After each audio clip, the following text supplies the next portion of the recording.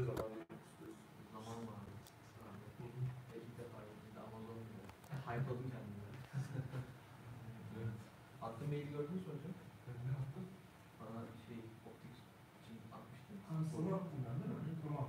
Bilemedim. Soliste birkaç işte ne oldu senin? Hocam benim bir haftadır çok şiddetli ağrım. Geçmiş olsun. Ben şimdi mesaj yazacaktım. Tamam. İşte sınav anında da şey oldu. Çok kötü oldu. Ben direkt doktora gittim orada. Hadi ya. Geçmiş olsun. Teşekkür ederim. İlk sınav nasıldı? İlk sene 74 almıştım. Tamam. Bundan kaç daha fazla alır mıydın? Tamam. Yok. Alamaz mı? Devam etseydim biraz alırdım. Belki de. Yok, çalışma açısından çok yani sağlığı %100 olsaydı. Sağlık üzerinde olsa ondan 60 alırdım. 60 alırdım ama yani. Hızla birlikte mi? Anladın mı?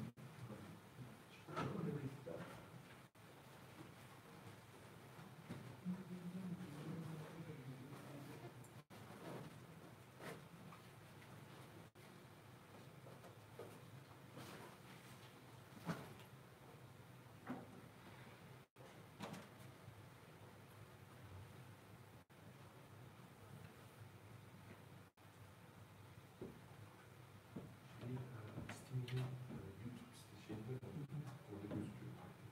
Şu an başlamış olması da başlıyor. Orada öyle mi?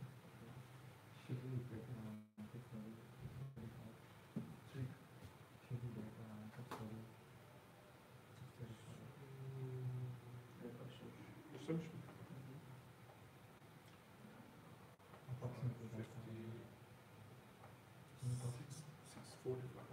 Ses.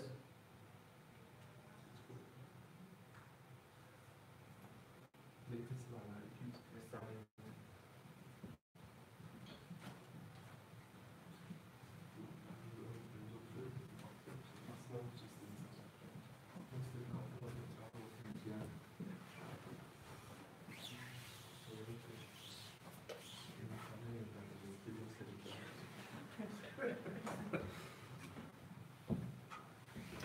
Okay, thank you very much for coming back. So today is the second tutorial in this tutorial series, expert tutorials on artificial intelligence in healthcare.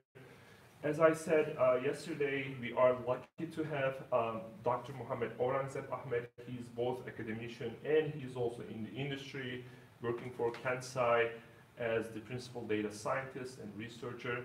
So we are lucky to have him because he has both academia experience and also the real world domain expertise. So today he's going to talk about healthcare AI challenges and opportunities. So thank you very much for coming, everybody, and I'll leave the stage for you. All right. Thank you for the introduction, and welcome to the second tutorial on AI in healthcare.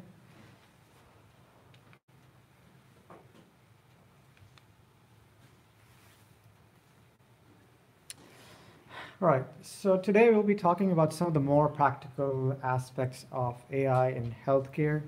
And the main focus will be on certain use cases around application of AI in healthcare. What is use case? Can you define? So use case, think of that as a prime example of a particular problem. So for example, a use case of AI in healthcare is a diabetes prediction or risk of readmission prediction. So that's a use case for AI in healthcare. All right, so as Shanner mentioned, so AI in healthcare in academia versus the industry. So if you have experience with both, then you tend to think that they are very different. So this is one way to contrast that it's easy to think about or talk about AI in healthcare AI versus actually trying to use AI in a practical manner to save lives.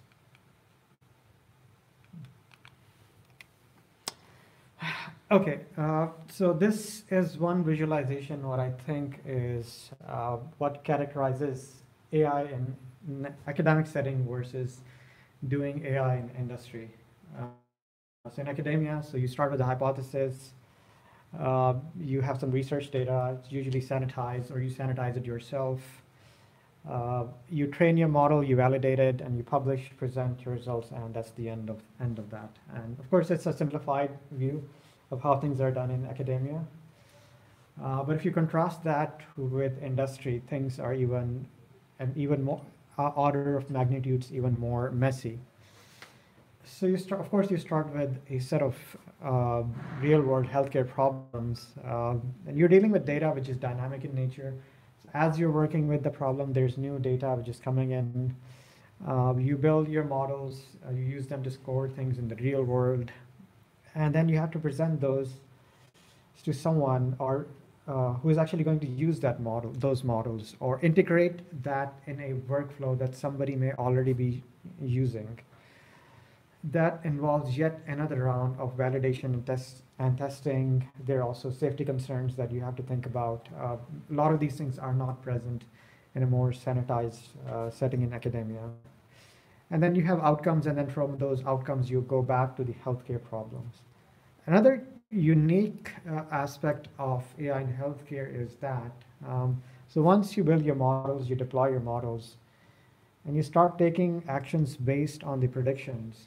And because you're taking actions, the phenomenon that you're trying to model actually changes. For example, so let's say length of stay prediction or risk of readmission prediction. So suppose you have a model which is up and running in a hospital.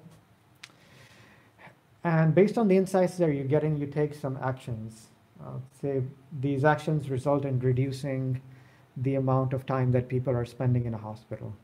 And because that happens, your underlying data has now changed. And because your underlying data has changed, the original model that you used to actually create those interventions will no longer be applicable. So basically what happens is that once you deploy a model, once you take actions on it, it actually changes the world, which means that you have to constantly train and retrain the model. Okay, so let's refer back to one of the themes that we discussed yesterday, which was the non-adoption or slow adoption of AI in healthcare. So this is actually a survey of some major organizations in the US within healthcare. So think about healthcare systems. So not necessarily individual hospitals, but basically larger organizations under whom multiple dozens of hospitals actually come into play. So these are basically responses with respect to, say, what these organizations think, what are their biggest challenges. And one thing that really stands out is the second highlighted use case, which is that many of these organizations think or feel that there is a lack of mapping between the use case and the ROI. ROI is basically return on investment. So that ROI could be described in terms of, say, the amount of money saved or the amount of lives saved.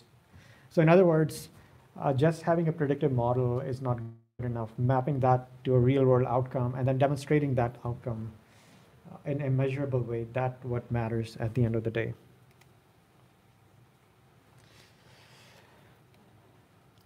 Okay.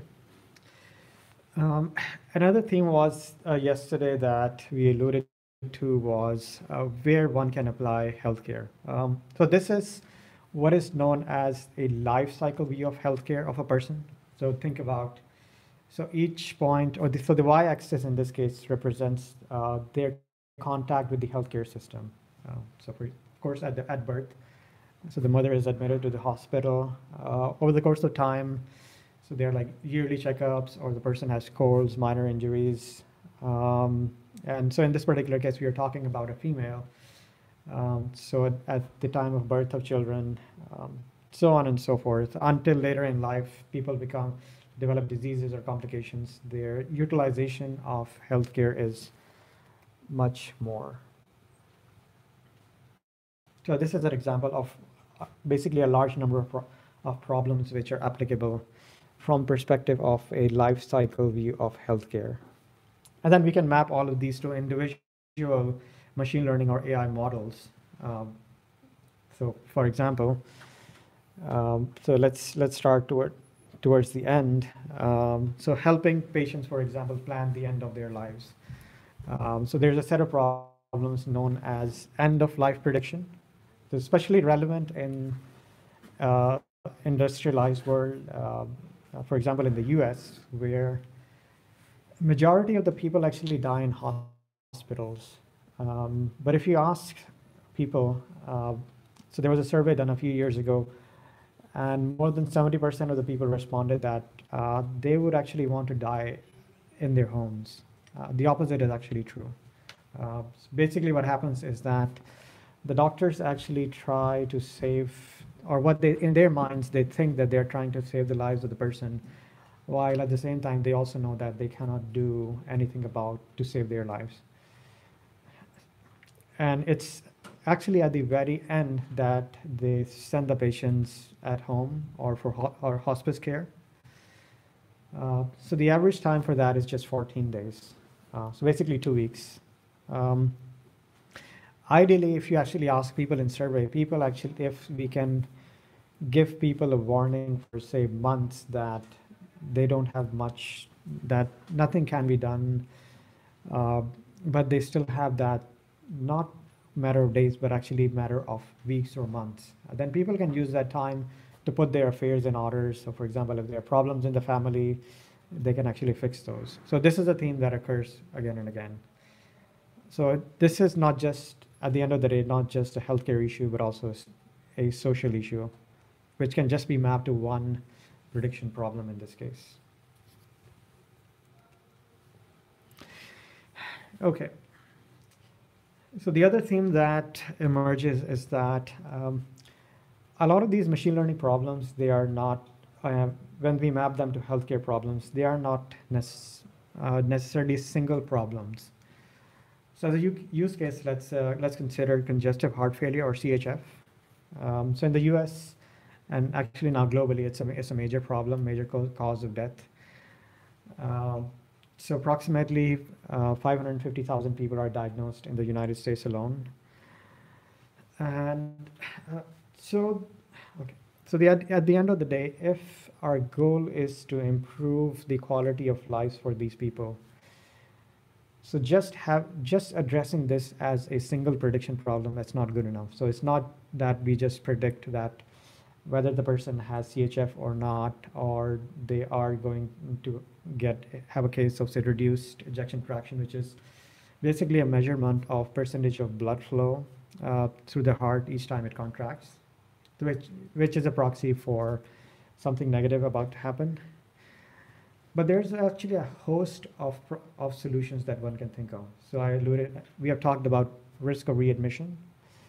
So for people who have CHF, so the patterns that we see for their readmission, they're actually very different from the general population. Of course, there's disease progression. That's a natural problem that comes into play. And at the end of the day, we also have to accept that there's also mortality, that just predicting if the person is going to survive or not. So basically mapping one healthcare problem to a single machine learning problem, so that's what is known as a point solution. But most problems are actually multi-point, most problems are amenable to multi-point solutions. So that's one example. So basically when we think about addressing the problem of CHF, we don't just think about progression of the disease, but we also think about reduced readmission for that person to the hospital, also predicting when that person is going to have reduced ejection fraction, and also the likelihood that they are going to die or not. Okay. So this is actually an example of a solution that Kansai actually created for a large hospital system in California. Okay. So the goal is basically to identify people who are at high risk for re-hospitalization, for ejection fraction decline, death, so on and so forth. So again, it's a multi-point solution. So that maps to a number of problems from a machine learning perspective. So one is that predicting the risk of readmission in the next, say, 30 days. So yesterday I mentioned that 22% of the people who are discharged from hospitals in the US, they get readmitted. So that actually corresponds to 30 days. That is readmission within 30 days. And there are other stats for 60 days and 90 days, so on and so forth. So we can customize our machine learning models to whatever target in this case, whether it's 1 week, 30 days, so on and so forth. And of course, just the regular prediction problems in this case, progression to low EF or CHF disease progression, and high risk of mortality. In addition to that, another thing which may seem not very obvious, but in our experience has proven to be extremely powerful, is just doing variation analysis. So for any particular disease or even any outcome, it's not going to be that majority of the people will have very similar outcomes. It's going to be a whole range of values that we observe. So if we just limit our analysis just to, say, variations in the outcome, that can also lead towards very useful insights. So for example, in this case, maybe there is a subset of the population where there are certain social factors at play which are not amenable to, which do not allow that person to, say, engage with the hospital system. So for example, say the person comes from, say, low socioeconomic status, maybe they come from a particular neighborhood, and it's not easy for them to, say, go to the hospital. But if you look at the data, you see that they miss a lot of their appointments. The risk of readmission is high because of that. But your model is only saying that risk of readmission is high. But if you look at the factors for prediction, then you will start seeing these other factors like socioeconomic status, which are proxies for other things. So those are the things that you will actually need to take to a domain expert to make sense out of those. Okay, and then of course there's the part that once you get these insights, then you actually have to show these insights to some end user. So here's one example of some anonymized data, just trying to make sense of what is the distribution, of the outcome with respect to different demographics, so on and so forth. Okay, so this project that I just described, so it was part of a 6-month exploratory project. So one outcome was that reducing end-of-life readmission by identifying patients who are at high risk. Earlier I mentioned that one preferable outcome, especially from the perspective of patients and for clinicians, is extremely hard to accept many times, is that at certain point in time, you just cannot do anything for the patient. One negative consequence of trying, actually still working on the patient while you realize you cannot, is that it results in high utilization. What do we mean by that?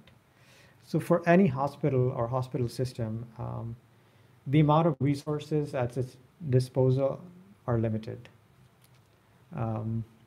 Especially with respect to the number of patients. So now the resources which are being employed for patients for whom there's the chances of getting improvement is extremely low, those could actually have been used at the same time for other patients, for other parts of the hospital. So there's a balance in utilization of resources and patient care that one has to balance. Okay.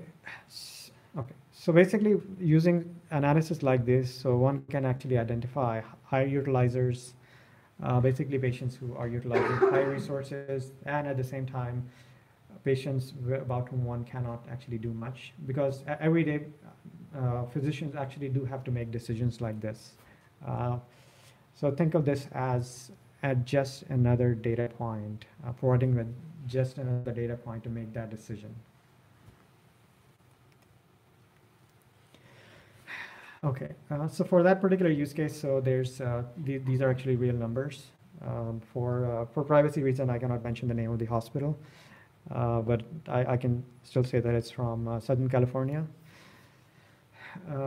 Okay, so there was a baseline model, and on top of the baseline model, so we were able to predict additional risk of readmission. So again, I mentioned that, so the population size is small because we are already starting with high-risk patients. And then this is on retrospective data, so things which have happened in the past. So these are the results after the fact. So basically, we can check how good our predictions were. So out of 228 patients, so if recommendations on this model had been taken, then that could have actually saved equivalent of 84,362 days. So basically, patients who are unnecessarily in the hospital. So map this also to a peace of mind, again, relatively speaking, for the patients, families, and also saving resources. And also for 378 patients, so we were able to predict before the event, in some cases many years before the event, that they actually had a high chance of low ejection fraction. So basically, if you can identify those patients beforehand, then you can do something about it and prevent those events. And out of those high-risk patients, you were able to predict risk of readmission. So again, if you identify high risk of readmission, then your course of action should be that not to discharge those people at least for a few more days, and then you rerun your models, and then you can make the decision again. Okay, so those were basically a few examples with respect to congestive heart failure. So there are a couple of others other diseases that I'll focus on. So COPD, so that's a project that we did with the National Health System of Scotland, NHS, and a diabetes-related project that we did with the government of Singapore. Okay, so let's revisit congestive heart failure. So I mainly described, the numbers that I described are at the aggregate level. So now let's look at a real patient, and let's look at, say, the last few years of their life. So the y-axis is patient encounter. So one way to think about an encounter is basically one admittance to the hospital. So if you're admitted once, then that's one encounter. That's a somewhat simplified definition. So for this particular patient, so it's an African-American 76-year-old male at the time of their death. So one thing that we noticed was that a spike in their admissions at the end of 2013, and also the number of encounters,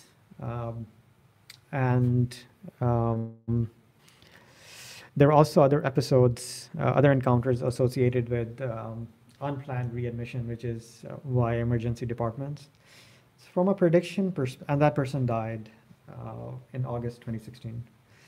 So from a prediction perspective, so this is without any intervention. So now suppose if you were running these models, then supposedly we could have easily predicted some of these readmissions. We could also have predicted some of, at least one in this case when we ran the model,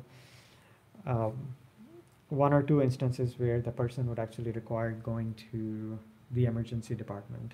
So what's the net effect? Well, net effect is that maybe that person could possibly have been alive in late 2019 versus being dead. So again, the point being that saving lives is not just, we have a model which can predict the person is going to die or not. One also has to take a much longer view that even small successes like preventing risk of readmission or predicting, say, if a person is at high risk of, say, low EF, say 3 years from now, one can start taking measures which can have positive long-term consequences. So improved care and also much reduced cost. Okay, so to also demonstrate that, I mean, life is complicated. So when we talk about it's not just that we can talk about one disease, but a person may have multiple conditions. So many times we actually have to run these models in parallel or in conjunction with one another. So here's one view of how many of these things are related to one another. Can you go back one slide? Just one forward. No, forward. The network of diseases, yes, this one. Do we know the relationship between the diseases, like quantitatively? What are the weights? What are the correlations between them? Do we know them? So you can do correlation analysis, but beyond that, we cannot really say about causality. It's just really complicated. Just but is there any machine learning model that actually uses the correlations between these diseases or problems so that it incorporates, the correlations between these diseases? Yeah, so you can build those models. So for example, suppose you're predicting diabetes using, say, whether the person has COPD or CKD. And when you do the prediction, if say that also comes as one of your top factors for prediction, then the question is, what inferences can you draw? So that's where the machine learning part ends, and that's where you turn over that to a domain expert. So yeah, a simple example I can think of is like if you, let's say if you're having vision loss, then probably you're going to do less and less mobile.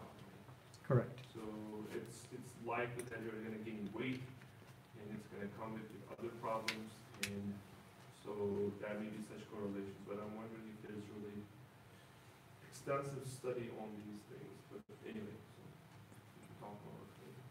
Sure. Okay, so this is another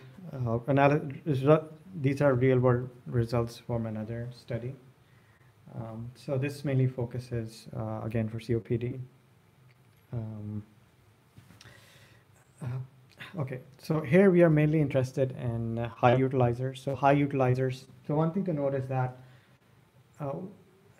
for a large number of problems, for a large number of settings, what we observe when we look at resource consumption in hospitals across different diseases, across divisions, across even countries, it's usually a small percentage of people who account for majority of utilization of resources. What do we mean by that? So basically, there's a small percentage of people who are extremely sick, so they require extra care, which also translates into requiring more monetary or human resources to actually take care of these people. So identifying these people beforehand, that can help in planning. Also identifying them beforehand so that one could put more resources on it and then reduce utilization. So that translates into a better healthcare, better long-term outcomes, and also reduction in cost. So this is basically a view of how over the course of time people move from one segment to the other segment. Okay, so that was the reality. So now let's map that to prediction, and let's see what this visual is actually saying. So this is again, for another hospital system in the state of California. So beneficiaries are basically, one simple way to think about it is that people who are part of that hospital system, so potential patients. Okay. Like customers. Customers, yes, right. Okay. So a subset of those are, of course, not. So suppose we are looking at a 3-year window. So a subset of those are never going to show up because, well, they're healthy, so they don't need to go to hospital, and also they don't do any checkups. Okay. So those are non-utilizers. And then there are out of those, so they are regular utilizers, they are high utilizers. And then a subset of those are actually going to end up in emergency departments. So now, if you map, again, if you identify those beforehand, and if you can do something about that, then we can actually put a dollar amount to that. And even for a very small population, so these are some back of the envelope numbers. So even that can translate in this case. Again, I mentioned in the US, healthcare is extremely expensive. So even for a very small subset, so the number that you're seeing, 1.6 or 2.3 million, that's actually mainly for high utilizers. So that's potential savings if you actually had a machine learning model and if you had actually taken some action based on that. Okay, so now let's go across the pond from the US to Scotland. So that's a project that we did with the National Health System in Scotland. So in this case, our population is COPD. So COPD is pulmonary lung-related disease. Okay. And so there are a number of things that one could do in that, just like the previous example. So there's, say, length of stay prediction. There's risk of readmission. And then, but here, even beyond that, we can actually talk about other things like remotely monitoring a patient's symptoms, their physiology, so on and so forth. Okay. So now let's look at the outcome. Okay, so what is the end goal that we are interested in? So again, improving the quality of life for the person, reducing the risk of death, so on and so forth. Okay, so in order to do that, so this actually involved not just one set of prediction, but actually a series of interrelated models. So we start with a model which can predict high utilizers.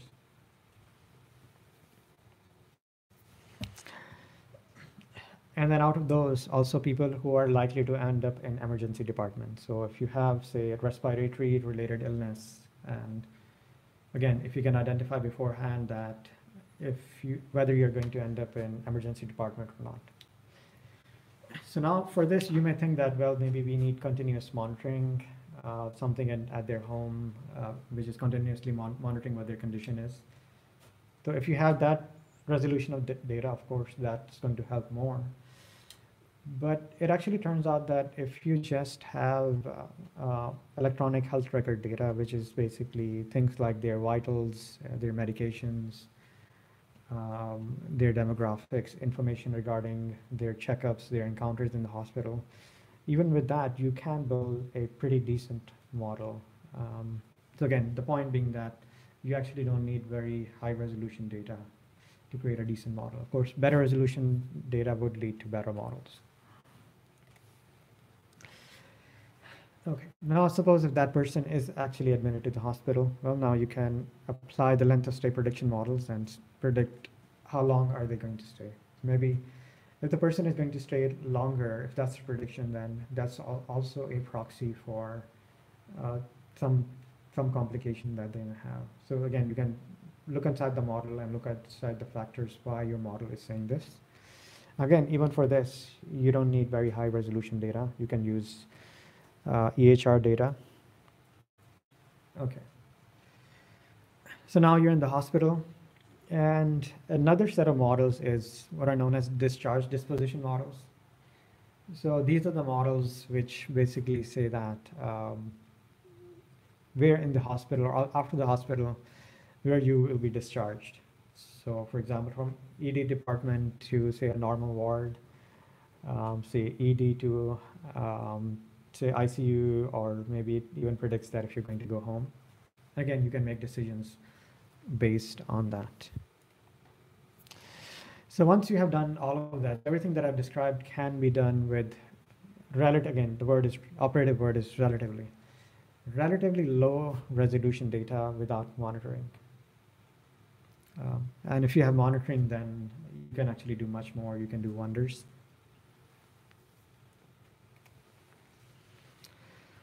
Okay, so which brings us to another use case, which is diabetes prediction. So this is actually at the national level. So this is going to be much more involved. So before we continue, any questions, comments regarding the use cases we have discussed so far.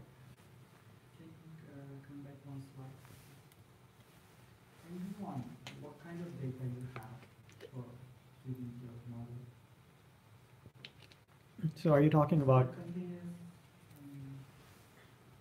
Okay, so so EHR data is actually not continuous. So think of that as a snapshot in time.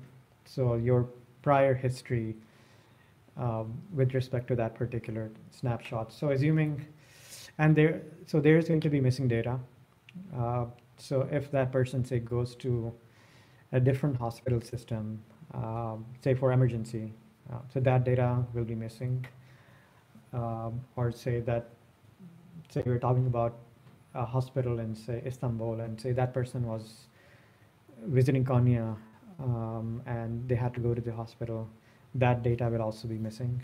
So data is not going to be perfect, but on the aggregate, with respect to the population, it's going to be a decent representation of a person's health history, but not a perfect representation.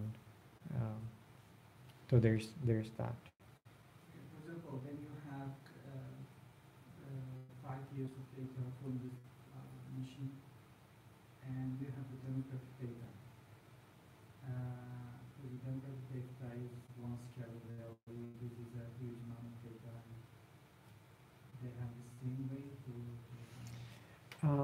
Okay, yeah, so one neat thing about machine learning is that you actually don't need to specify the weights beforehand. So you just, okay, so of course you normalize your data, but once you have normalized your data, you just feed it into the model and it's going to figure out what the relative importance of the weights is.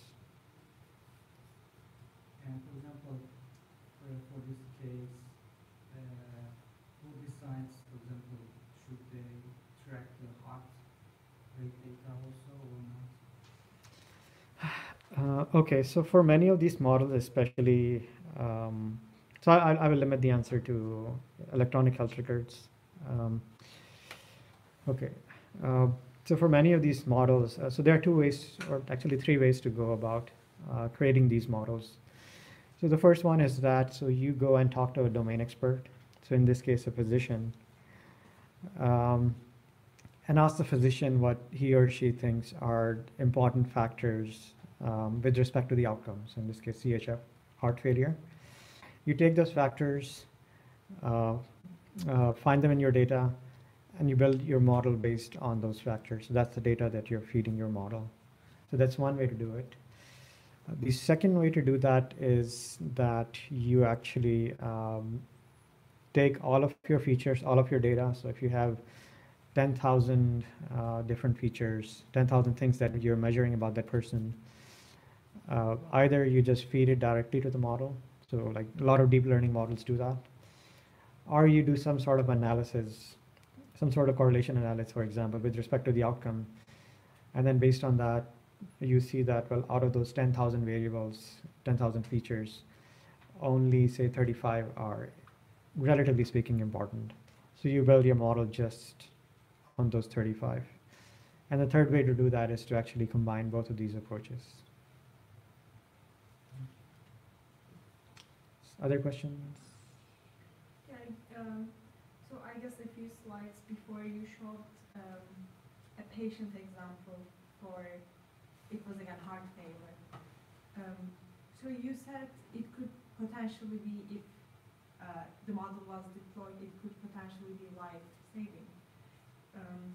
In that model, so would it be something like the model would learn that the number of visits spiked around 3 years before death occurred, and that would be like a guiding principle in the clinic, and it would be used to basically alert the physicians to provide more care. Would it be like Okay. I think I get your question. Okay. So the second part, what you just said, so that is correct. So the first part regarding 3 years, so it will not be like that. It will be more like, what the model will do is that it will learn that patients with very similar histories to this particular patient had episodes of high risk around this particular point in time. Okay, yeah. So based on that, it will predict that, well, this person has, say, high risk of readmission or, say, high risk of EF. And so once the physician sees this, then they can create an intervention. Okay. So it would be again for African American males and other like Correct, similar correct, right, right. features. Okay. Thank you. Any other questions? Oh, Yes. I was also curious whether the patient is anywhere like in the picture. When in the beginning you mentioned a little bit about the difference between academia and the real world, and you also talked about like going to the end user when developing the models in the real world. And is the end user always the physicians, practitioners, or do the patients come into the picture? So for a lot of these models, it's almost always the end user, which is the person in the medical domain. So that said, there are certain use cases where, say, the patient may have to be involved. So, for example, from the perspective of regulation. So one thing that I'll discuss in the fourth lecture is the regulations in the European Union known as the GDPR. So one thing that GDPR mandates is that if there's a machine learning or an AI system which is making a decision, the person who's being affected by that has the right to query, to ask makers of that system that why is the decision being made. So that I can foresee that one potential place where the patient would actually come into play. Oh, okay. So even though my doctor makes a decision for me using some system, I can like. So that's okay. So here's the complicated part. So that's a potential scenario because this has not happened yet, and also the GDPR regulations, they are vague. So like to the best of my knowledge, nobody has elaborated what does being able to query the system with respect to the decision is. So my prediction is that this won't be resolved until there's some sort of a lawsuit, and the European courts are forced to define what this is. At least for these use cases, we cannot really say for sure. But that's one possible interpretation amongst others. Right. Other questions? Right. Okay. So which brings us to the other use case, which is diabetes prediction. Okay. Yeah. So at the beginning, I mentioned that healthcare in the real world in industry is much more messy.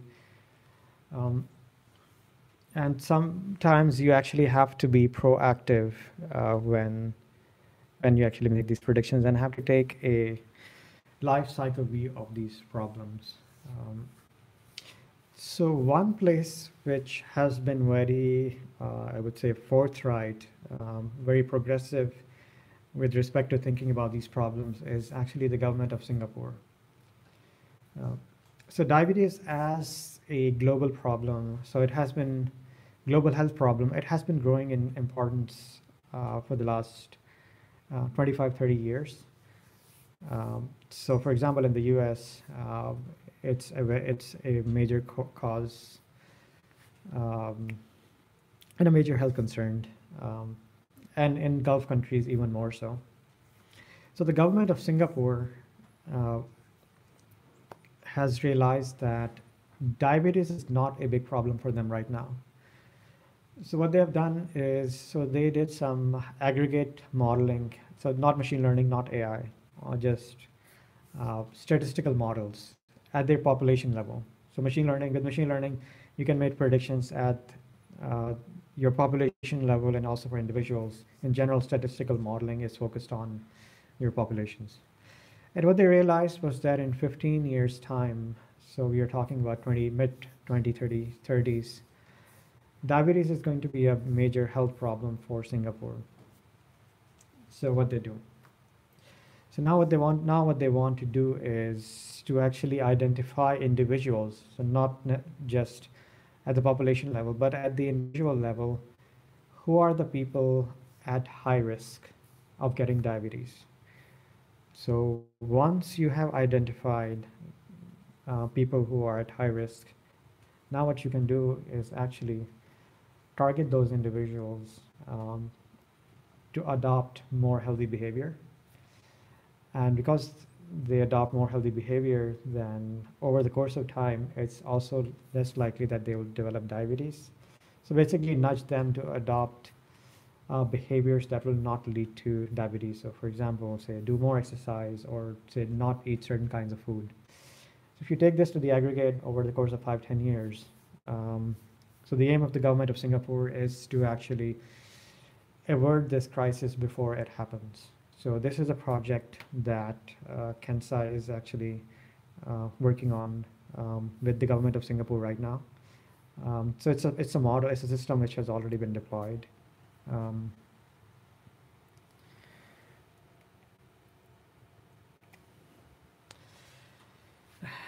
Okay, so it has two components. So one is that basically have models which can predict if somebody is going to diabetes or not.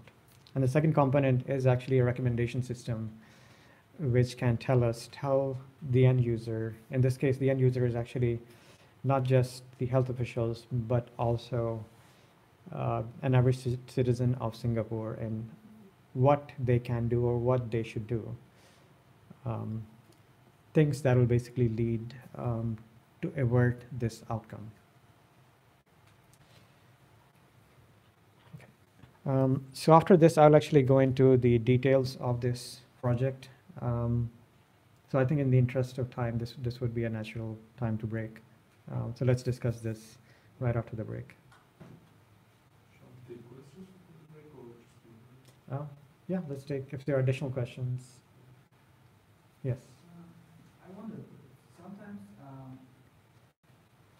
medical industry have a very complicated data like MRI or CT, and medical doctors reprocess it before interpreting the results.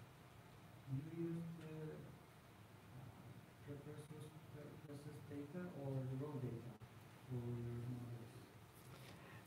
So it's very use case by use case. So that said, so we always do processing on the data ourselves. So in either case, we are agnostic. So another thing about healthcare is that the data is almost always, it's actually guaranteed to be very messy as compared to other domains, low quality, many things will be missing. So it will require some sort of post-processing. It will require cleaning. So one thing is that if you have encountered, or if you have worked on enough data sets of similar type, so you will actually know exactly what to look for, the weaknesses that you're likely to see, and then you can mitigate against that.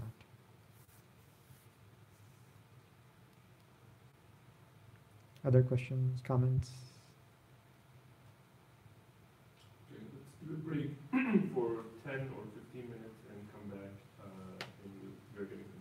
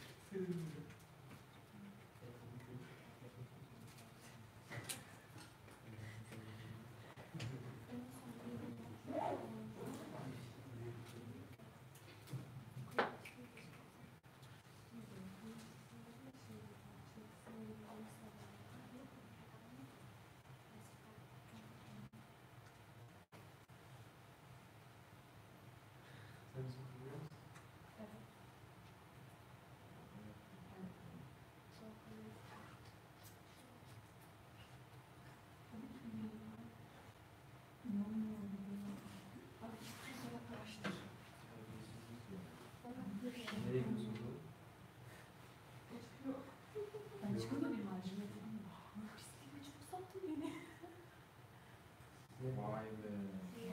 Kardeşim. Başına da çıkaralım. Çıkartsana.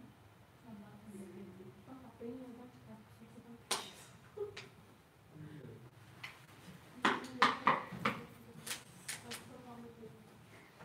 Bak nerede alıyormuş?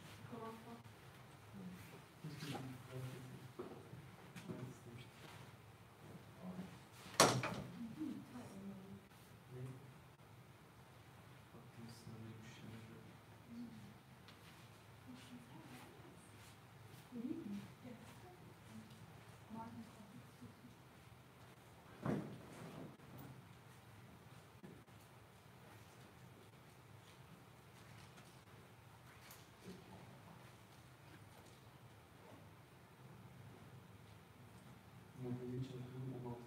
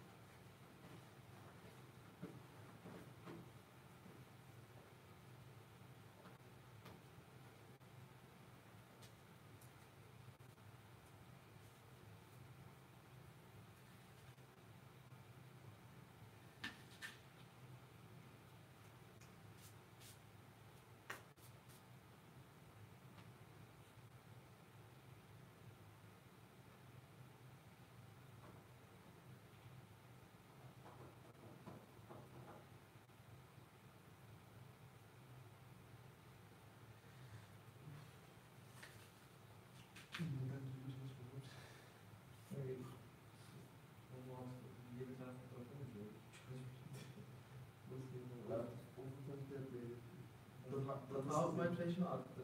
Datasız yapılıyor.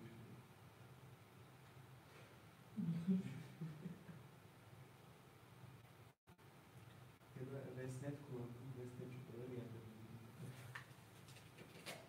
Ne bilmiyorum. ResNet bilgisayarından çıktı biliyor ya. İki yerde düşün. Bir ana branch var. Bir de bu ayrı bir branch var. Ana branch'in sonuna en sonunda ayrılan branch ekleniyor. Sen de nerede katılabilir? Sen de ne istiyorsun? Biraz farklı.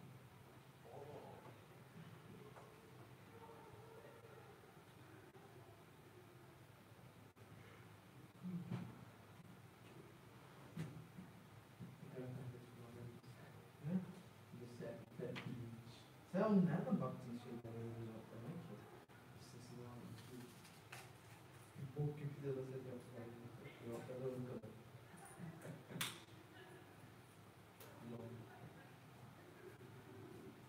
İnsanlar research'ını yapıyor. Anasını bilgilisini research yaptığınızı paylaşsana.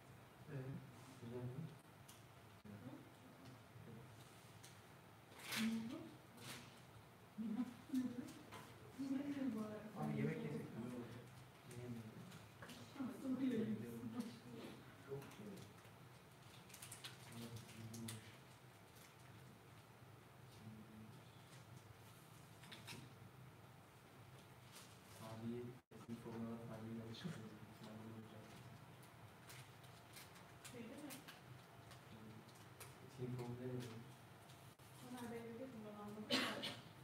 Verdin mi? Bundan sonra vereceklerimiz büyük ihtimal tarihi yanlış yazarız. Ben bana mesaj atın.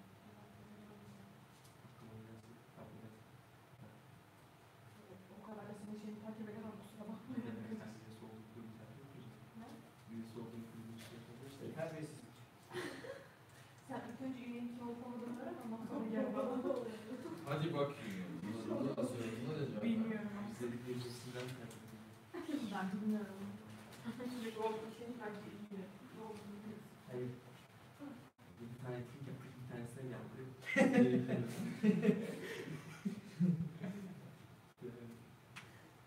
Mesela Zeynep gelir etkinliklerinde. Zeynep'e bakalım.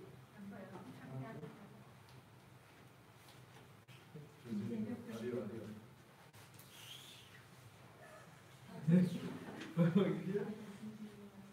Buraya gitti getiriyor.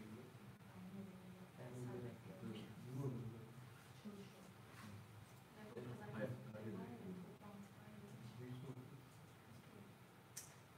Yeri versen bütün şey gider.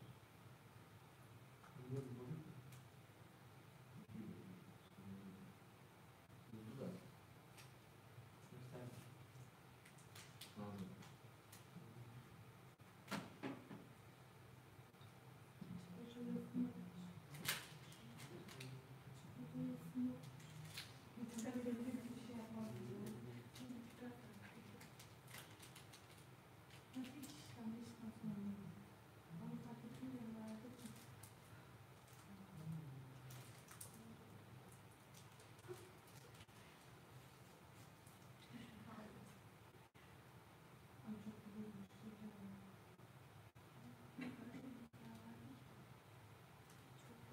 Şimdi bak. Kahveyle var.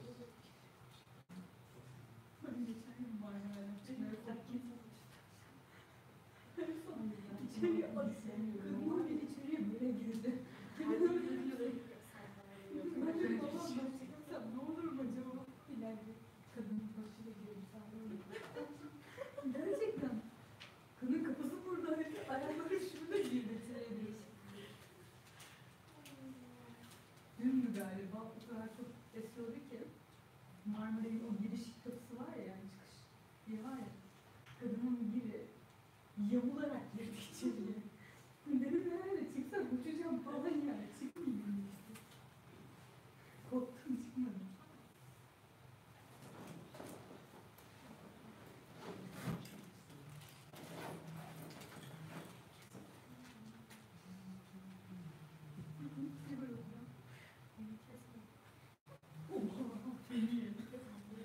Kapıdaydı değil mi?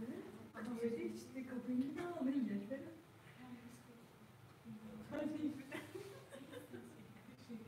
Şey gibi neydi o kız? Yeni fırlı karşı. Her şey. Her şey içerisinde değil mi?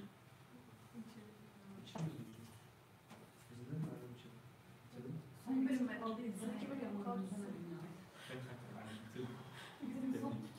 Hadi ya. Son bölümü bıraktım, izlemeye çekiyorum şu an. Son iki bölümü işte 7 ve 8 kalmasın. Ama artık yeter. Bana göre olaylar çok yavaş ilerliyor. Yavaş mı yani? Evet. Bence güzel. Ya kaç yüzyıl anlatıyorlar. Olaylar arasında yüzyıl. Yavaş anlatıyor. Evet, bana da geliyor. Ama bir şey söyleyeyim mi? Onu yapamamışlar. Olay arasındaki bağlamında tam kuramamışlar. Timeline anlayabilir misin? Anladım. Evet. Güzel. Ama ben de sandım biliyor musun? Ondan önce hani bir video izledim, o zaman anladım. Yoksa anlamazdım yani. Çünkü ben onun ilk tane çoğunluğu da kitabını da bilmiyordum. Ben de. Ben de bilmiyorum. Ama ben anladım. Aferin bakalım. Ben de bilmiyorum. Ben sen de yaptım. Bana da arkadaşım söylemiş. Hemen fark Söylememiş. Ama bence güzel düşünmüşler. Bir sezonda anca ana şimdiki zamana göre bundan çok. Ama bir şey söyleyeyim, bence bölümü az. Birazcık daha alttan bilmiyorum. Bence bir olmuyor falan. Aynen İkinci öyle. sezonda daha sevmeye çıkacak. Bir zaman heyecanlandığı kısmında bitecek, onu hissediyorum. Evet, O yüzden son bölümü izlemeye korkuyorum. İzlersem ne yaparım ben?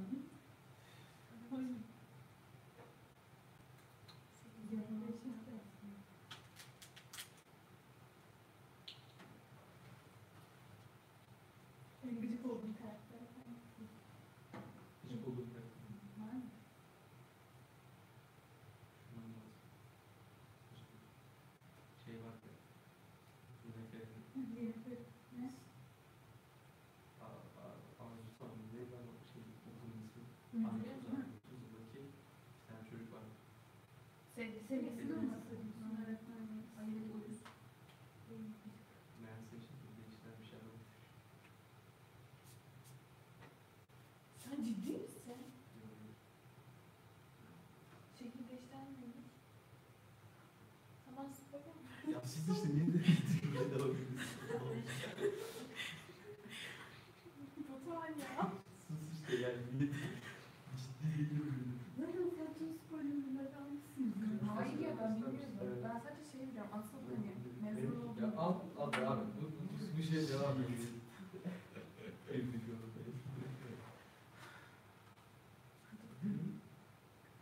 Bu soru mu? Ben şey Responsa zaten.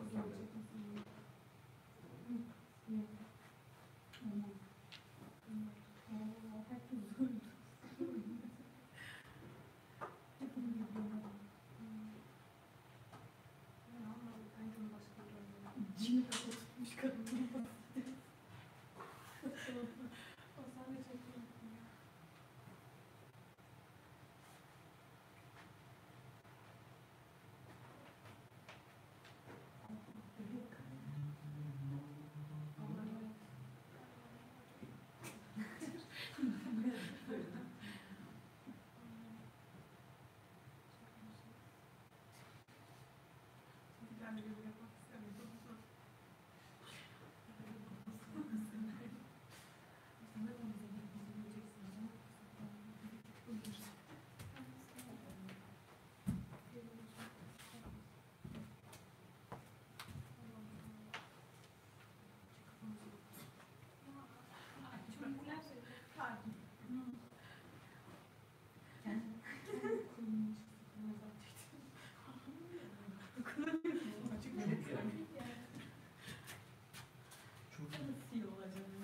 Aysin.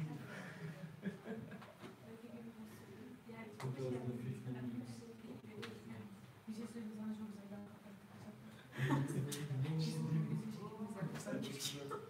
Ama asla arkadaş olduğunu belirtmedim.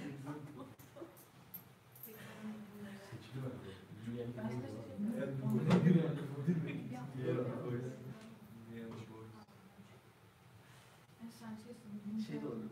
SpongeBob da olabilir. Fotoğraf falan. Şu mu? Çok fotoğraf. Ya SpongeBob diyeceğim ama bu miyim İşte geçti? hepsini kapsar.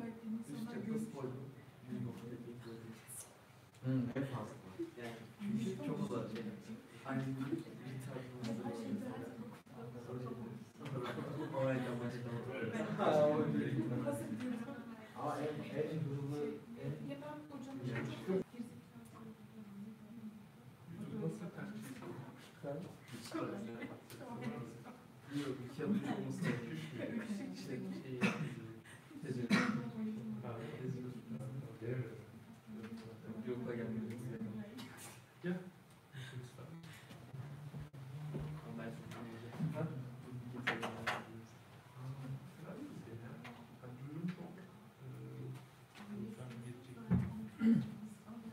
Perşembe gecesi. All right, folks. So before we unconvened, so we were talking about diabetes prediction in the context of what the government of Singapore is doing, and that's a project that Kensai, the company that I'm working with, has been working on.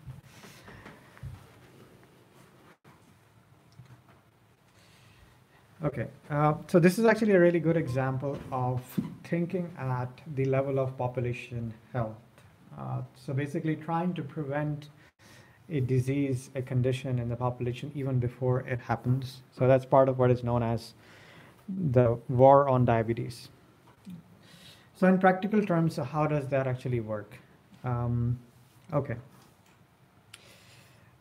So the government of Singapore actually has a voluntary opt-in system, which is basically that, so you can, if you are a citizen or a permanent resident of Singapore, you can opt in to be part of this program. So if you opt in, then the government will give you a wearable device, something like a Fitbit. I'm guessing everybody's familiar with Fitbit. Okay. Yeah, so basically they'll give you something like a Fitbit for free. So it will monitor your vitals, your stats. And this also shows also a very different cultural difference between an East Asian country and the US. So for example, if in the United States, if the government tried to have a system like this, that they want to give out the system for free and they'll just monitor your health, people will be up in arms, and I do mean literally up in arms. It's just a culture. Versus in Singapore, people actually expect the government to enact things which seems to be in a greater good of the population.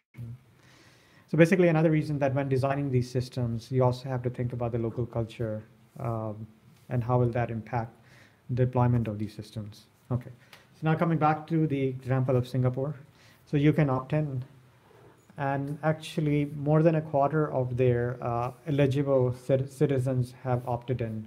So more than a quarter of their citizens actually have these devices, which is basically collecting data about themselves. And in addition to not just having these devices, now suppose if you have, say, a Samsung watch or an Apple Watch, there's also an app for that. So you can opt in, and if you don't want the device from the government, that's fine. They can collect the data from other wearable devices that you already have. Okay. So how does that work in practice? So what we have created is actually a recommendation system. Okay, so how does that work? So it recommends certain activities, certain things to people. So an example of recommendation would be that, say, suppose now it's time for lunch, you want to get something to eat, then you ask for recommendations, and it will try to nudge you towards things which are more healthy. Or say on weekends, it will nudge you towards doing some sort of exercise. So based on that, which can be used as a proxy to say, so if this person's behavior would not have been that healthy, then well, what could have happened?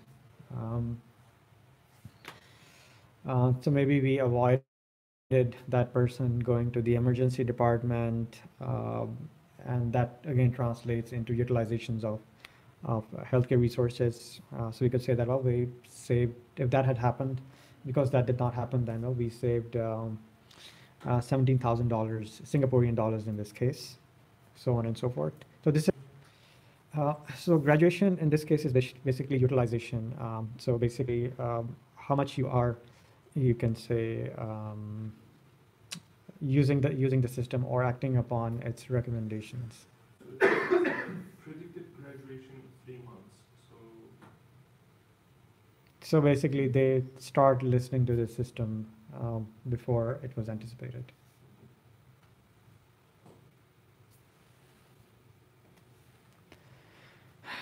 Okay, so that's basically the view from Singapore.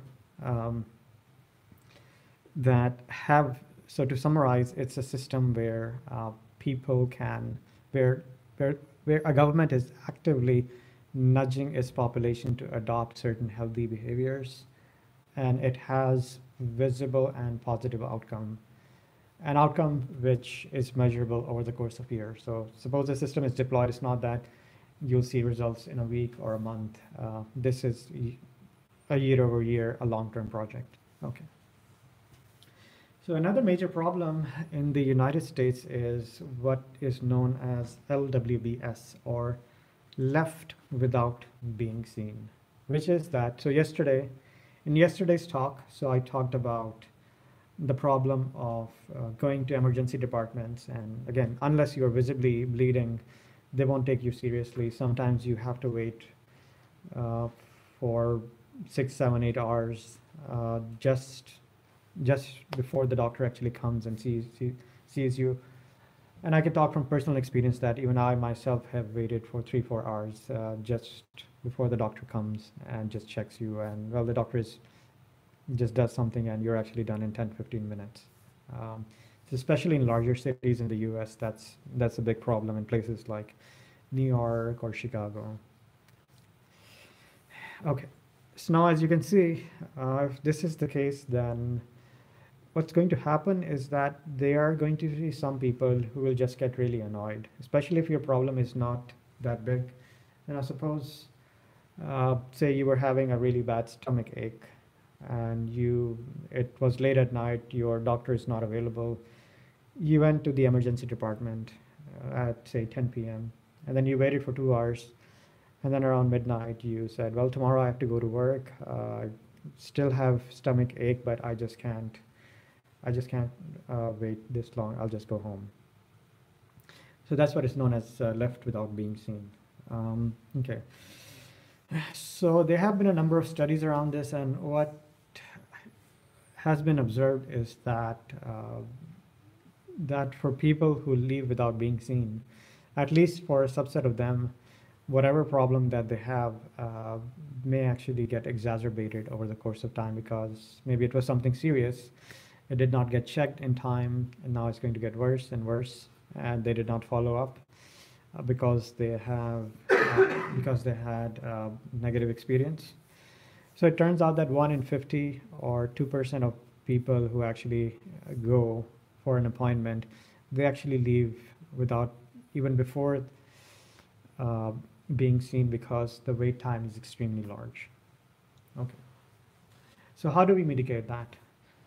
So it turns out that we can also predict who is going to leave without being seen. Even if you are, say, visiting for the first time, we can still build some, again, not great, but still decent models if you're likely to do that or not.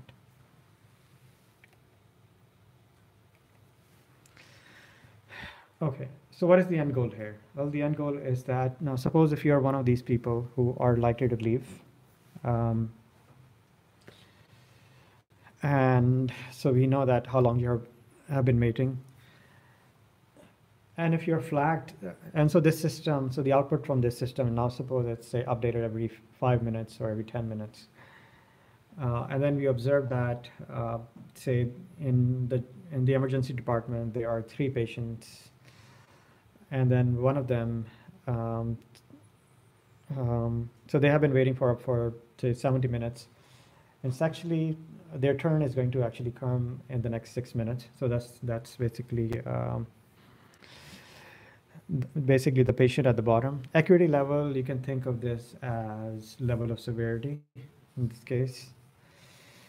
And so if that person is flagged as a high risk, then the physician or the nurse staff who's present, they can actually reprioritize that person just to ensure that that person does not leave.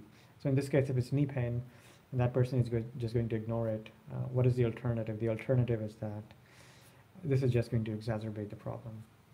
So that's, again, it may seem a very simple problem, but again, we have to think of these problems not just in terms of the immediate effect, but the long-term consequence of a decision which may not be made right now.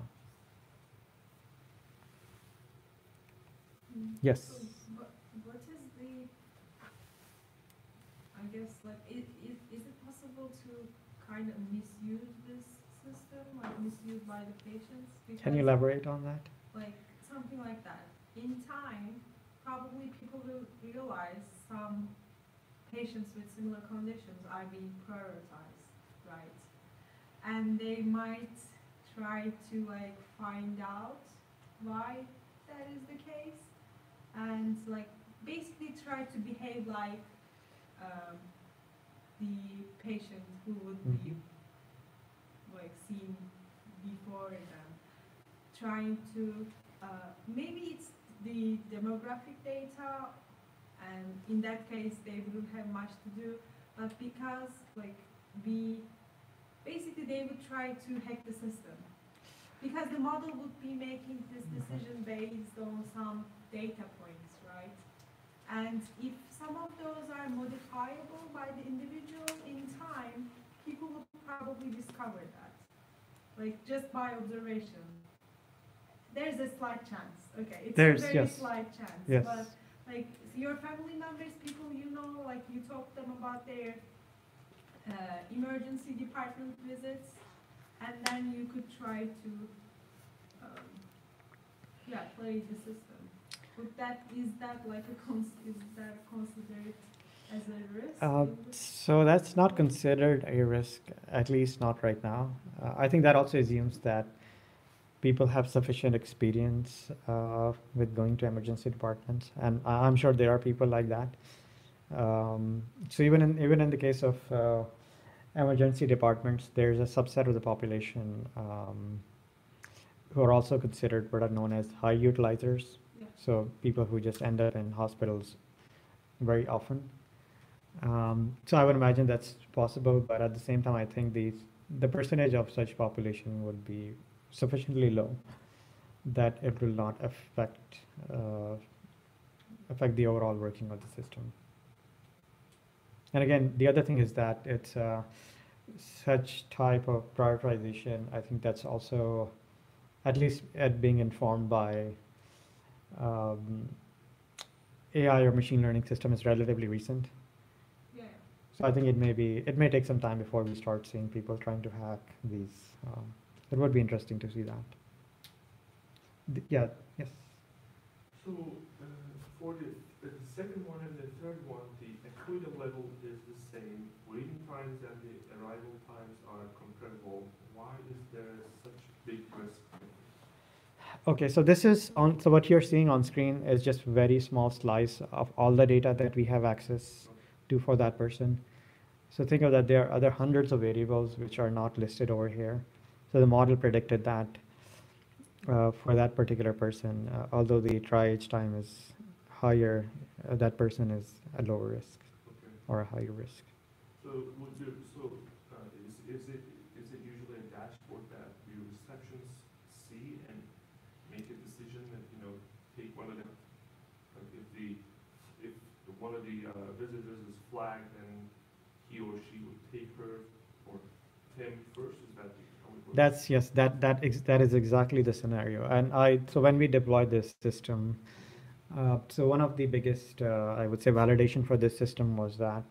So what we do is that once we deploy the system, and then we continuously talk to our customers on a weekly, yes, especially in the beginning on a weekly basis, then after that bi-weekly basis, so on and so forth. So the validation for this system was that, so one of the person in the call who was a nurse, I believe, so she said that, so there was one person which had been flagged really high, and then I went to her and that it's your turn, and then she said, "Oh, I thank God you came to me because I was thinking about leaving." So that's one validation of this. And again, it's anecdotal, but it's still good to hear stories like these that these systems work.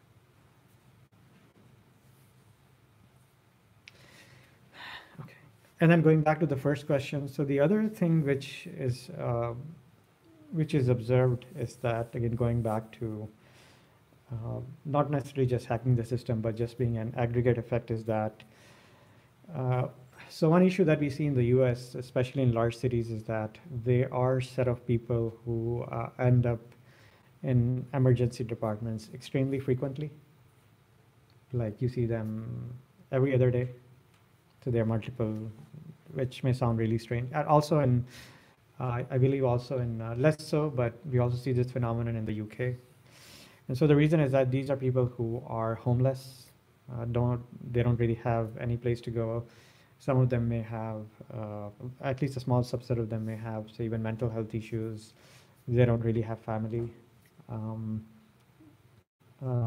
so why are they ending up in emergency department? It's just that they just don't have any place to go, and they're just trying to find an excuse to be there.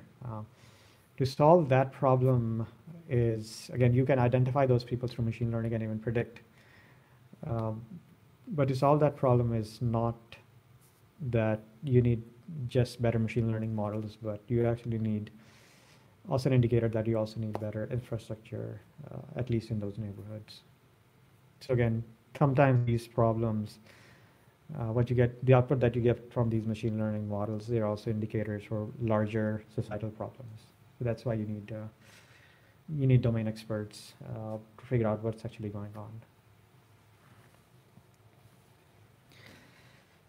Okay, so another really big problem, again, this may be a uniquely American phenomenon, so may or may not be applicable to other countries or Turkey, which is high turnover amongst nurses. So turnover is basically people leaving their job, quitting altogether, or say going to a different place. So national average yearly in the US is 14%.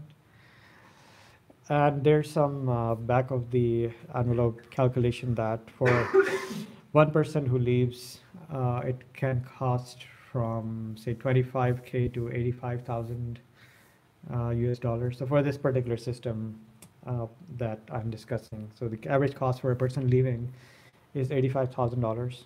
And the reason that this is the case is that there's also a lot of resourcing required when a new person joins in. You have to train them, provide them with resources, get them acclimated, so on and so forth. So if 14 nurses leave, which in this case who did, that actually translates into approximately $1.2 million. Yes. Okay, so what can we do? Well, what if we could identify people beforehand, or nurses who are likely to leave, and then concentrate on those people, those nurses, and then ensure that they do not leave. So one reason for leaving is that, well, maybe the way that they are staffed is not correct. Maybe they should be in a different department, but that's how we are staffing them. So this study is actually not, is actually from another organization.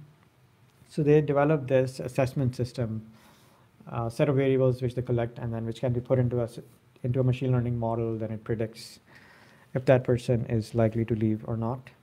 And then based on that, it maps those responses into a set of recommendations. So it's like, so the kind of responses that you're looking for maps to things like their style of communication, how they relate to others, and then the kind of, say, department that may be more suitable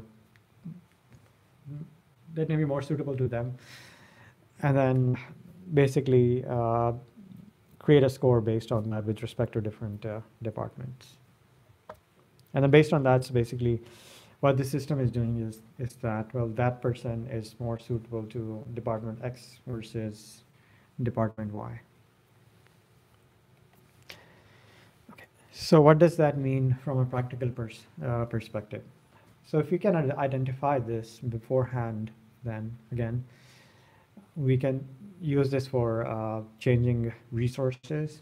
So maybe it's people are leaving because, well, the person who is, say, in surgery, they should actually be in the emergency department, and vice versa. People are not resourced correctly, or maybe there are issues with respect to, say, their time allocation. So maybe you're allocating all of their time on certain days of the week. That does not work for them. Maybe we need to hire more resources to balance things out. So it may be more cost in the short run, but over the course of time, that may actually result in more cost saving.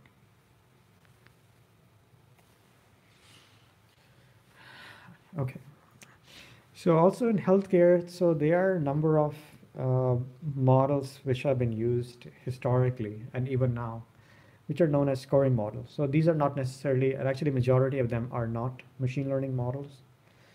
So the way that many of these scoring models work is that,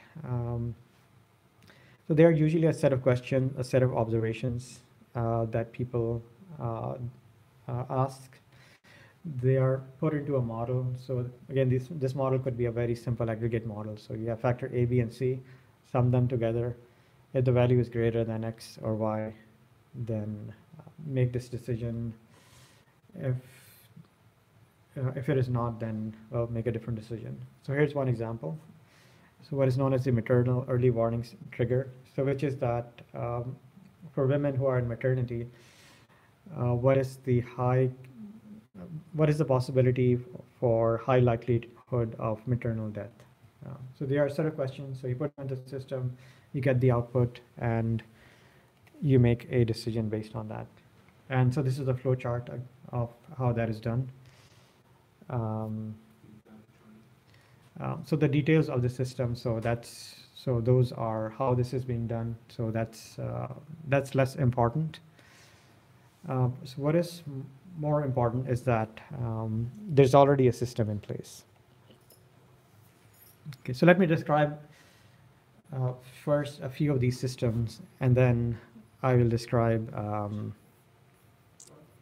how it can, how machine learning or AI can help.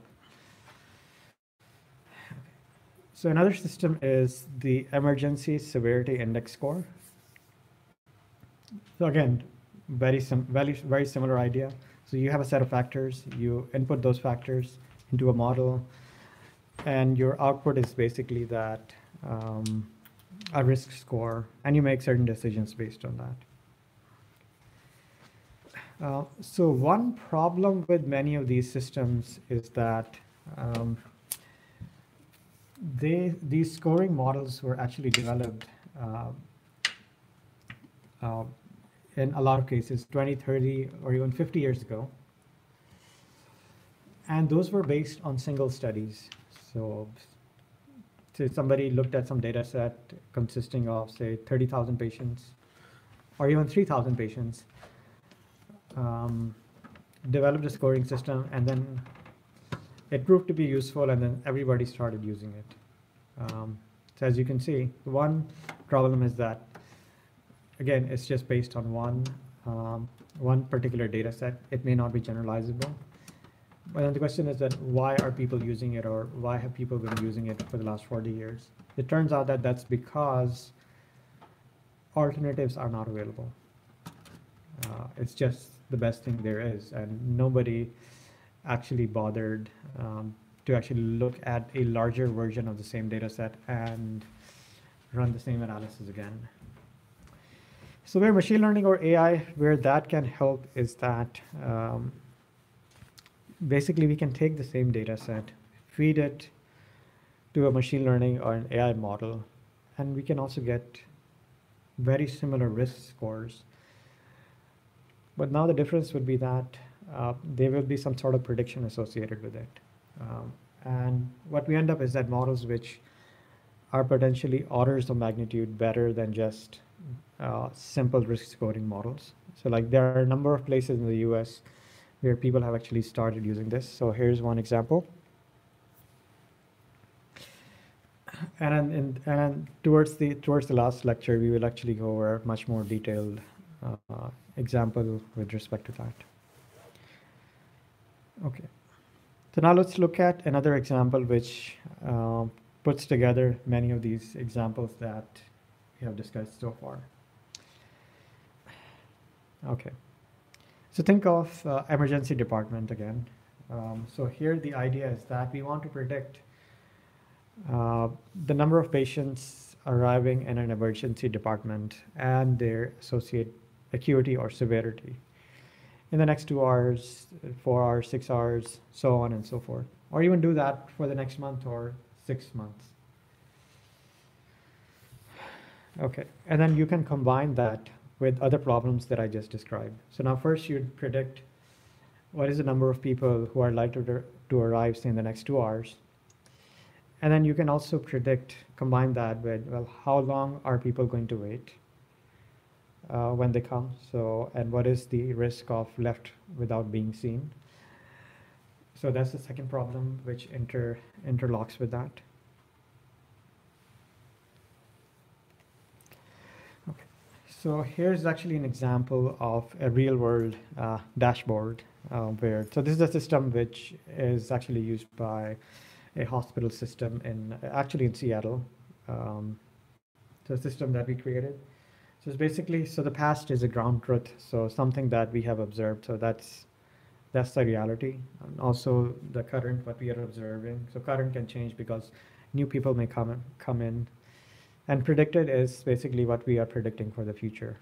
And as we get new information, the predictions can also change. What is the y-axis here? So y-axis is the census, so patients. Another thing that it can be used for is staffing. So staffing not just in terms of, say, what is expected for the next day, for the next week, but even at the hourly level. So what is the number of people that we need next hour or 2 hours from now, or 3 hours from now? Because one major problem in the US, not just in the US, but also I know for a fact that in UK is that the reason that you have to wait for a long time in emergency departments is that there are just not enough people to actually go and basically check what's going on or to take care of patients. So these models can also be used for staffing purposes. So you basically, you're potentially addressing three problems with a set of interlocking models. So left without being seen, staffing, and what's the state of your emergency department going to be?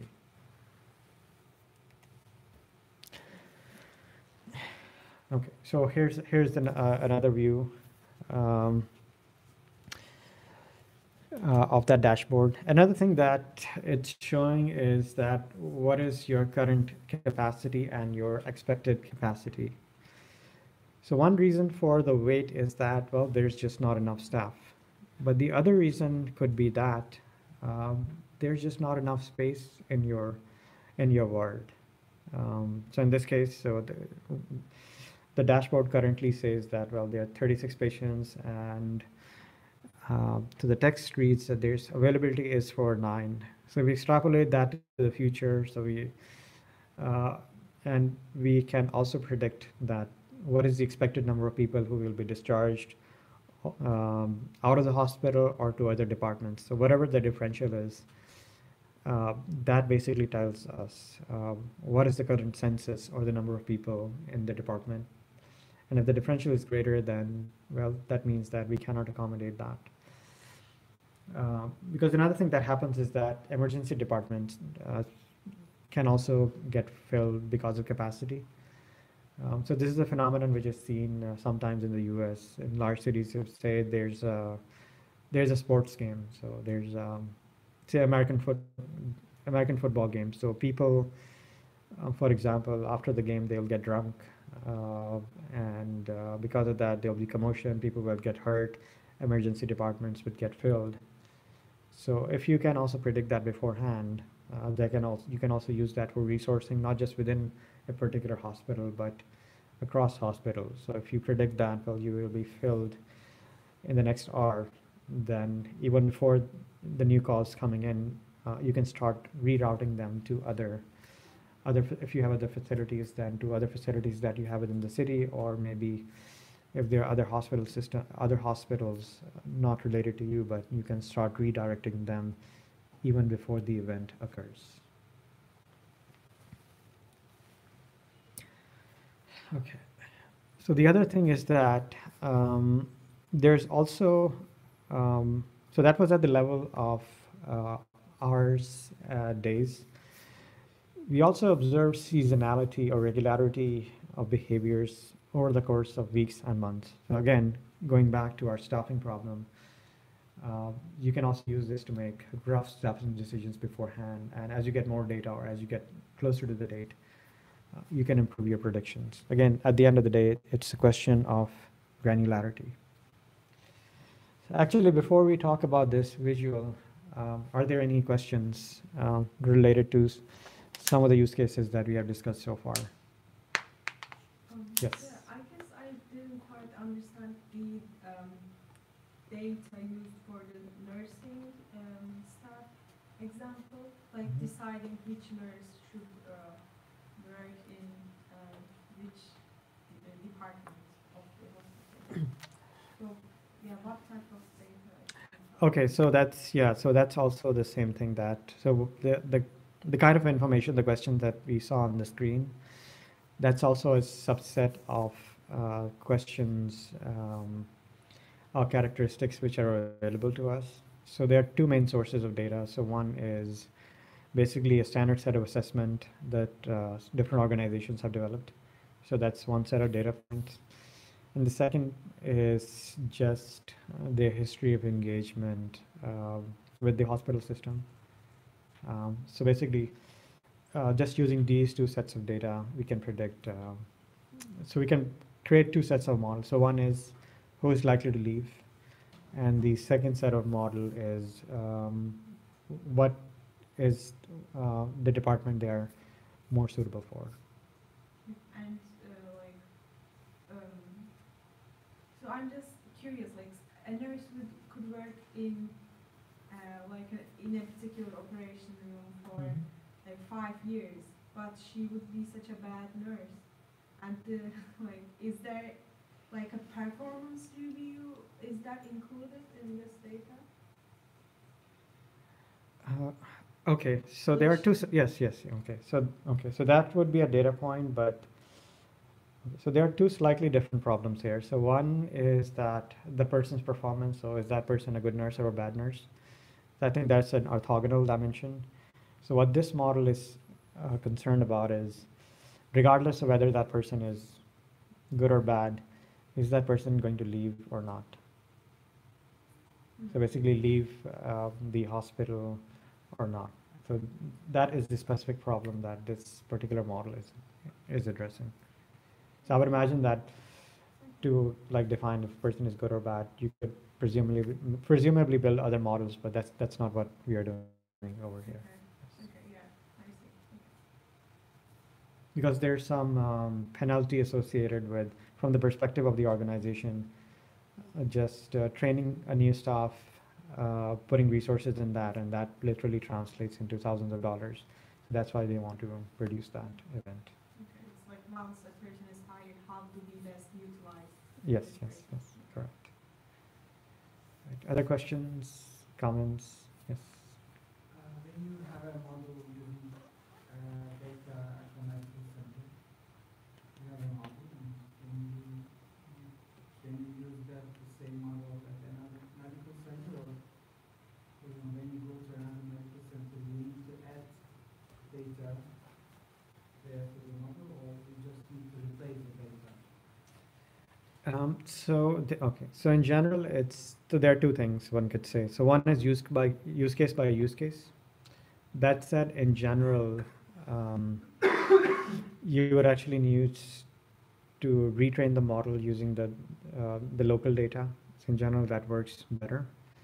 For some reason, say, if it's a new center, for example, then in order to avoid the cold start problem, so the cold start problem is basically, for those who are not familiar, is where you want to build a prediction model, or any model for that matter, and there's no data. And there's no data because, well, it's a new hospital, so there are no patients. So in those scenarios, you would start with taking a model from, say, a different center, which you think, based on your other research, is closest, assuming that you have access to multiple data sets, closest, use that for prediction, assuming that you want to start predicting right away. And then over the course of time, once you have sufficient data, then you switch over.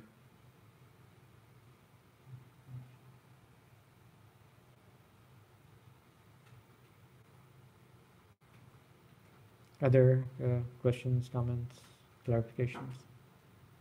Okay. All right, so now let's talk about this visual. So can anyone guess what this represents?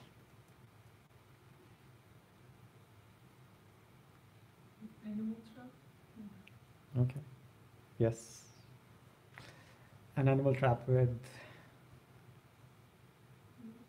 a gun, right? Okay. So it's basically a mouse trap. Where the idea is that the mouse will try to eat the cheese, it'll step on the trap, and a gun will fire. So there's an actual patent in the United States from 1882. Somebody actually went and created this device. All right, so what is that supposed to represent? That's supposed to represent overkill. So which is that you actually don't need a mousetrap with a revolver to kill the mice. Okay, so let's keep that particular example in mind. We will come back to that in the next slide. The other thing to keep in mind is that, so I've talked about a number of use cases. So I've been involved in majority of them, or my organization at least. So the main challenge is mapping the real world problem or problems to machine learning or AI. And it's not always obvious, or you may think that there's an obvious mapping, but it's actually the mapping is to multiple machine learning models. So basically, it's very rare that you have point solutions.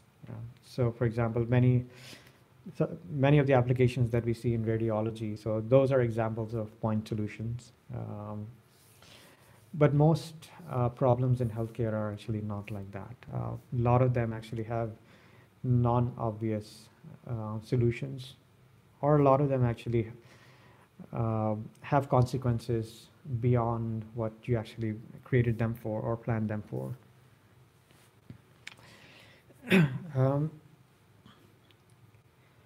So a couple of things that this visual conveys. So this is a very famous quote from a very well-known statistician. So some of you may have used in your classes box plots.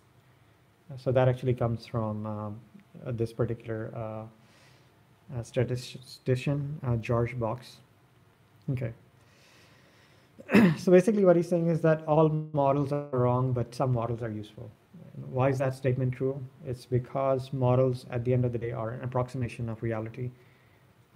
Models can never, never describe reality, even if they are almost always perfect, because there's no way to independently verify what reality is. And AI models and machine learning models in general, by their very nature, are probabilistic in nature. So if something is not always, if something is not always right, then there's, in some metaphysical sense, we can say that it's wrong. And then the other point is that, well, the quote says that drugs don't work in patients who don't take them. So that's also is applied to machine learning or AI, that until and unless these models are actually applied and tested, well, these models are not going to work. It may sound something very trivial, but in reality, it is actually not the case.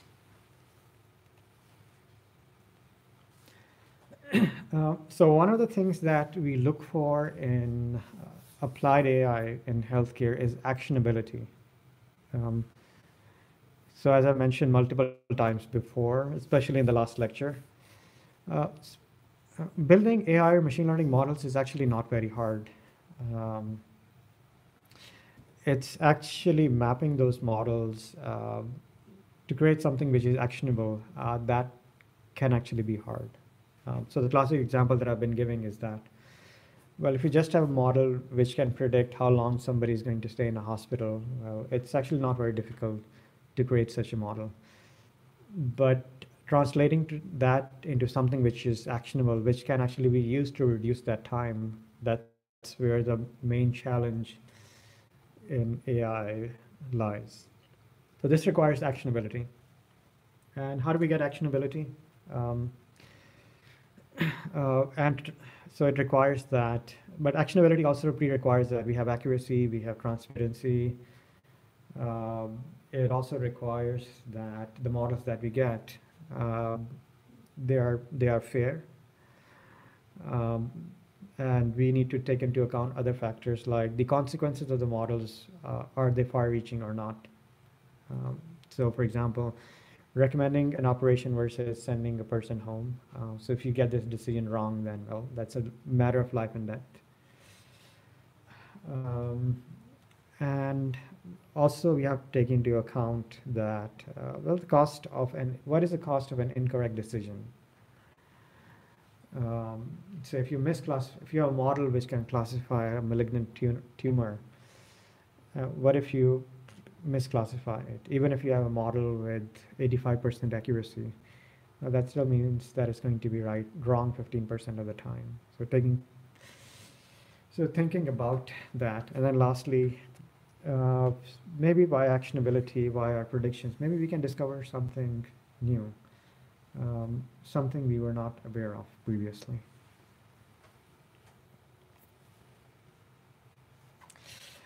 So that said, there's one aspect of AI, because of a lot of enthusiasm about what AI can do, and of course there is a lot that it can do that sometimes get neglected, and more often than not, that's the reason why some machine learning or AI projects fail, and we will discuss that in the next 2 lectures, greater length. Which is that even if you have machine learning models, they won't work if the people actually don't use them, or if there are not processes around or policies around which ensure that these models, the actionability of these models will get integrated into the workflow.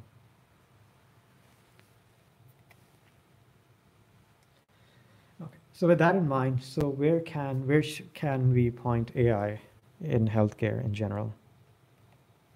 Okay. So now coming back to our mousetrap example. So at the end of because the metaphor of the mousetrap is that, so we have something which can capture something that we are interested in, some outcome. So how do we build a better mousetrap? So start with your KPI. So KPI is basically your key performance indicator. So it could be, say diabetes or risk of readmission, or say length of stay, so on and so forth. So it turns out that any KPI, so it need not be limited to what I just described. So any outcome that you're interested in, or something that you're not historically thinking in terms of outcome or which can be predicted, but a quantity that you're interested in within the healthcare system, that can actually be translated into a better predictive model, which can be optimized for prediction. And the reason for that is that now, at this moment in history, we are actually collecting a lot of data in healthcare, and with different level of cadence. And we can slice and dice it, transform it into different features. And in general, the models that we get, it has been observed that they are much more consistent as compared to humans. What do we mean by that? So let's take a medical example of a medical opinions with respect to a particular, say, patient. Other than the very extreme circumstances, and maybe there's, if you know multiple physicians, you can do their experiment yourself, that other than certain use cases, if you would ask physicians what is their opinion, what should be done, course of action, you may actually get multiple diverging, in some cases even contradictory opinions regarding the same thing. So with machines in general, of course there are exceptions, you will not run into this problem. The other thing is that what AI and ML, what that offers is that more accurate models than basically some of the scoring models which are currently being used. And it's much more easy to validate these models and then iterate over them. At the end of the day, your model is going to be as good as the data that you're going to put into that. And then lastly, I cannot emphasize this enough, and it's very easy to miss this, is that, so in general, especially in academic settings, so once you create a model, you validate it, test it, you are done. In most cases in healthcare, that's actually not true. Because the underlying distributions of the data change. So what do we mean by that? So suppose if you have a model which is, say, predicting diabetes, and it turns out that, well, it works really well, and you deploy it. and because you're deploy it and now you are making recommendations and it'll work for a few years, and that you'll see that over the course of time its performance is decreasing. And the reason that its performance will decrease is because your model was successful. Because you're taking recommendations of the model, and based on those recommendations, you are telling your patients not to do certain things. And because they're not doing those things, your data has changed, the world has changed. And because the world has changed, your model's performance has declined. So now you need to train additional models. So this is an example of something that works over the course of years. If you have something like, say, risk of readmission prediction, if you deploy models like these, you will start observing this phenomenon in the matter of months. Even more extreme example, if you deploy this for emergency departments, you may actually start seeing this in a matter of weeks, that your models do not work anymore. That's why you need to create new models. So basically, just to summarize, it may actually be, so the better way to think about it is that it's a process of continuous development and redevelopment of machine learning and AI models, because your underlying data is changing. And even if there is no action, for some reason you're not taking any action, your underlying distributions can still change. So for example, maybe say there are people of different demographics who are moving into a particular neighborhood, and now we need to take care of their health needs. It just happens to be the case that their characteristics are very different from the historical population. So again, to summarize, creating AI and machine learning models in healthcare, for many, or one could even argue for most use cases, it's a continuous process. So you can maybe say that you're mostly done, but you're never completely done, because the world is dynamic, your data is changing. And again, to summarize, so going back to the same thing that I ended with yesterday, is that so what in none of these use cases that I've described, or even the general theory that I've talked about, so we don't really see a replacement of human intelligence. So it's not that these models are replacing humans. It's either what is happening is that they're giving the end user, these physicians, these nurse practitioners, additional data points to refine their way of thinking. Or even in cases where, quote unquote, they are replacing or seem to replace human judgment, is that the people whose skill they seem to be replacing, that can be repurposed towards much more productive end goals. Again, to summarize, it's basically, it's better to think of artificial intelligence combined with human expertise as assistive in nature. And I believe that that's what AI in healthcare is. So with that note, so I will end today's talk, and I will open the floor for questions and discussions. Thank you. We can take maybe a quick question or comment if you want. For example, when you have a specific number of variables or features for a model, is there a table which shows that the minimum number of data points you should have at least? Okay, so let me see if I understand your question correctly. And so let me rephrase that. So is the question that if you have n number of features, then what is the minimum number of records or rows you need to have a sufficiently good or decent model? Basically, the dependence of error function or the performance on the number of instances of data. So there is some theoretical work on this. In general, in practice, people use rules of thumb. So there's no like hard and fast rule which says that. say if you have say 500 features, then you should at least have 10,000 rows. So it's not like in general.